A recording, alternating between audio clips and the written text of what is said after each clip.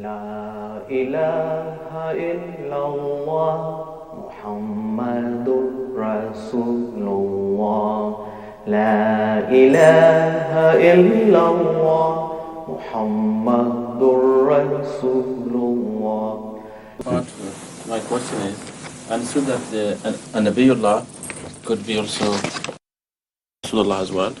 Is this also the same sunnah of God in the case of Hadith Imam Mahdi alayhi salam, that God did give him, Hadith Muhammad sallallahu alaihi wasallam, through God's revelation, give him these two titles? You see, the first issue of his status is the all-important issue. It should be decided. Once the status is decided, then he cannot be a different type of Nabi from all the rest, where he is only Nabi and not Rasul, or only Rasul and not Nabi, because the Holy Quran is very clear on this. It's impossible to conceive any Nabi who is not Rasul, or any Rasul who is not Nabi. So, having said that, I tell you that the issue of Khatamiyat is not involved in this. This is absolutely wrong. People allege falsely that we have concocted a new concept of Khatamiyat. This is not so. Because the issue is whether, the only issue is whether the old Messiah, whom we prove from the Holy Quran to be dead, is referred to by the Holy Prophet to come again, or is he referred only metaphorically, and it is his title which is kept in view. Now the issue can be easily resolved. As far as the future Messiah is concerned, all Muslims, without a shadow of doubt, agree that he would be a prophet of God. They cannot have any other view on this, because Hadith of Muslim refers to the same prophet, Nabiullah, Nabiullah, Nabiullah, Nabiullah 4 times. But even otherwise, because they believe he is the old one, and they know the prophet once made cannot be dispossessed of his title. Is permanently the prophet and Rasul. So they have to agree and believe it. This is exactly what their belief is. So the issue is not of a prophet coming after Hazrat Muhammad Mustafa sallallahu alaihi wasallam. That issue is resolved. They also believe that a prophet would come. Now, when you ask them, how can an old prophet come? Through the seal of the Prophet of Allah, breaking that seal? Or by which way will he appear in the future? They say, no, you don't understand the meaning of the seal. It will be, the seal will remain unbroken, because when he comes, he will become a Muslim. And he will become a perfect obedient servant of Hazrat Muhammad Mustafa sallallahu alaihi wasallam. As such, his being a prophet has no contradiction to the concept of Khatamiyat. This is exactly our view. The issue of old and new is irrelevant. The central point to the issue is whether a prophet would come who would hold his prophethood separate and distinct from the ummah of Hazrat Muhammad Mustafa sallallahu alaihi wasallam, and he will remain an independent prophet as he was once an independent prophet. If he were to claim to be an independent prophet, then he would certainly be a liar. This is the issue, and this is exactly our view. The only question is whether the old person would come and become a member of the ummah, or a member of the ummah would be raised to a subordinate prophet. That's all the difference there is about it. Now, if we prove, as we do from the Holy Quran, that the old prophet Jesus is dead by the absolute final declaration of the Quran, Mal Masih ibn Maryam illa Rasul, qad khalat min qabli Rusul, wa ummuhu siddiqah, kana yakulani ta'am. And then Ma Muhammadun illa Rasul, qad khalat min qabli Rusul, afa in mata aw qutila qalabtum ala aqabikum. These are two stalwarts which will never permit anybody to claim that Jesus Christ is still alive somewhere in heaven with his bodily life. So this is to resolve once and forever. So then why Hazrat Muhammad Mustafa sallallahu alaihi wasallam continues to refer to him as Masih al-Isa Masih ibn Maryam? It is because this is exactly the style in every language where an old hero is mentioned, he is mentioned with all his titles and with clear significance, so that his metaphorical appearance is not misunderstood. When you say somebody is Hatam Tai, why do you say Hatam Tai and also mention the Qabila Tai? While he may belong to, he may be a Qazak or somebody else. Or Ode, like you are. Why should anybody say Al-Hatam Tai? Because it is the perfect complement to such a person, and similarity becomes almost complete. You don't say like Hatam Tai. Somebody is called Rustam. Well, Rustam is the personal name of a great warrior at the time of the battles with Islam during the period of Hazrat Umar. So this is a metaphorical issue.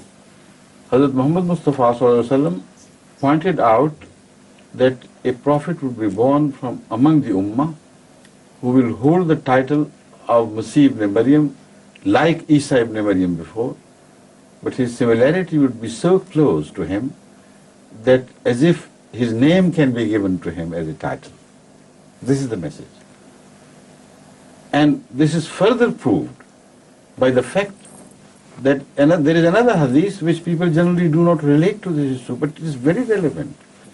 Hazrat sallallahu alaihi wasallam also prophesied that an unfortunate time would come in the Ummah when this Ummah, so-called my Ummah, would be so similar to the Jews as if one shoe of the pair is similar to the other of the same pair. Yes, unbelievable. Now, which Jews? Not of the time of Moses, who believed in him, but the Jews of the time of Jesus Christ. So if this is the name of the disease, then the recipe for cure should be exactly the same. And that is the meaning of Masih ibn Maryam, or Isa Masih ibn Maryam. As far as Al-Imam al-Mahdi is concerned, that title is also very clear. Al-Imam indicates that whoever he is, he will be appointed by God and not elected by the people of the time. And once a person is appointed by God as Imam, no one has the right to reject him. On this, all Muslims are agreed. How else can you define prophethood? Prophets possess these two prerequisites of prophethood. A prophet has to be appointed by God, and once he is appointed, nobody can reject him. So that is why it's an article of faith, you cannot reject any prophet.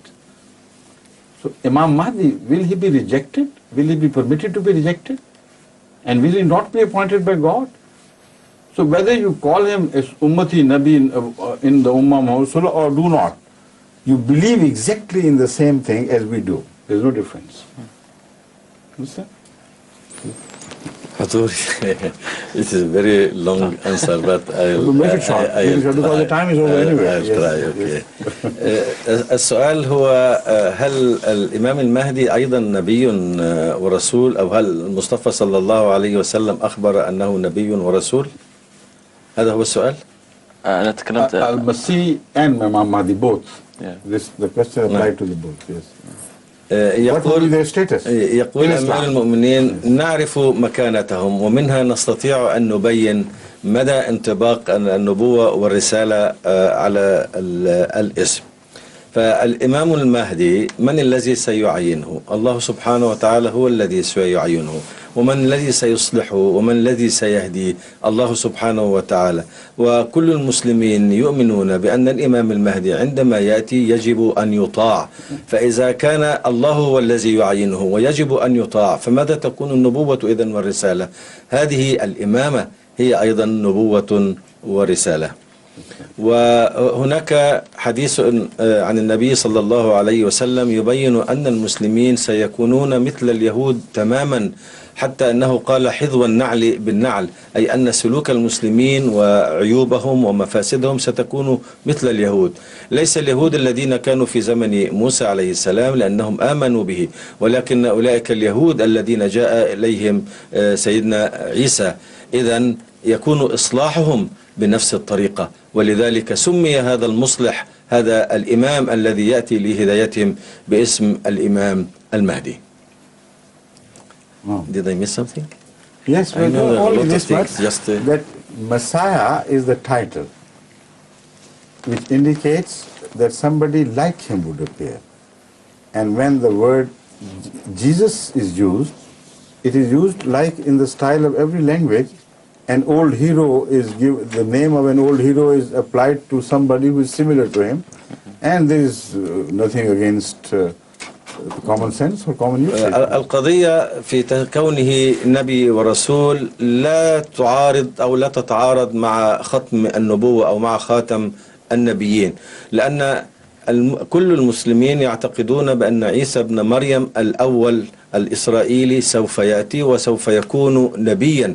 إذن هو نبي جاء بعد النبي صلى الله عليه وسلم، فهل هو سيكسر خاتم النبوة؟ يقولون لا يكسر خاتم النبوة ما دام هو سيكون تابعا للنبي صلى الله عليه وسلم، ولن يخرق أو يفعل شيئا في رسالته. وليس هذا هو الخلاف، وإنما الخلاف هو في أن هذا الذي سوف يأتي قد تبين من القرآن الكريم أنه مات ولا سبيل إلى عودته مرة أخرى. إذن هو سمي المسيح ابن مريم على سبيل التشبيه، كما هي عادة العرب وكما هو متبع في كثير من اللغات، أن يطلق اسم شخص عظيم أو شخص له سمعة معينة على على إنسان آخر لبيان هذه الصفة. كما نسمي أحد الكرماء بأنه حاتم الطائي، هو ليس حاتم وهو ليس من بني طيء، ولكن بمجرد أن نسمع أن اسمه حاتم الطائي نعرف أنه شخص جواد كريم له هذه الصفات. فعندما نسمع عن أن هذا الذي سوف يأتي اسمه المسيح ابن مريم، نستطيع أن نعرف ما هي مهمته بالنسبة للمسلمين وكيف يكون حال المسلمين في ذلك الوقت. إذن هي مسألة تشبيه وليست اسما حقيقيا. جزاكم الله خيرا.